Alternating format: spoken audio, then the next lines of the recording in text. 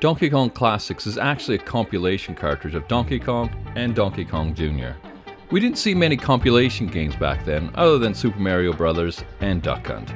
Re-releases now are everywhere. Okay, here we go. Let's play Donkey Kong first. It's a very simple game, and I'm not sure why Mario makes this sound when he walks. Has he had an accident in his pants? What made this game revolutionary is that it was the first game that you can actually jump. Mind you, I wish you didn't have to. The jump sound is so irritating. How do you turn this off?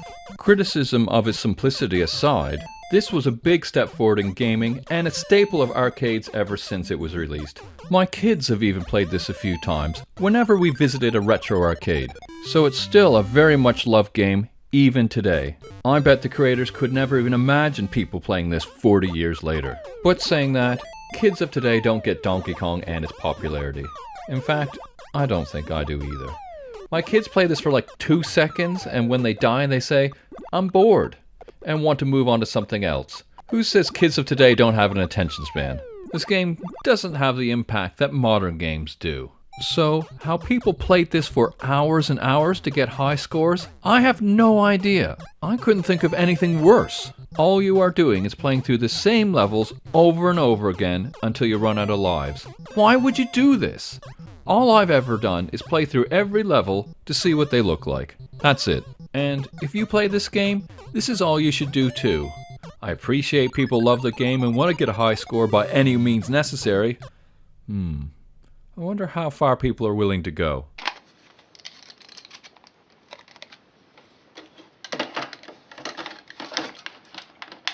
It is amazing that people can stay so focused for that long on a game that's that basic.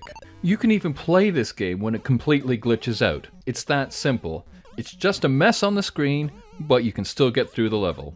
Okay, the cutscenes are pretty impressive for the time, and the damsel in distress narrative adds a bit of drama and interest to the game. The game kind of tells a story, which is very unique back then. So, we've now gone through this construction site in New York City, and there you go. Ah, that's love. Isn't that nice? And then we start from the first level again. Shall we move on to Donkey Kong Jr.? Okay, there's a cool plot twist here. Mario is a bad guy. That's how you do a sequel. You weren't expecting that, were you? It's like Terminator 2 in that regard. Slightly different take on the same concept. It's cool how you use 2 hands on 2 different ropes to climb faster. I think the level design in Donkey Kong Jr. is slightly more interesting here as well. I think the final level, where you're unlocking all the chains, is really cool. How good is this? I actually really enjoy this level.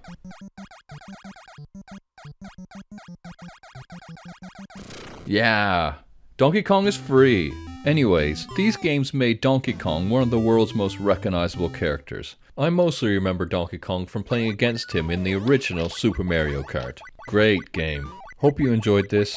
See you next time.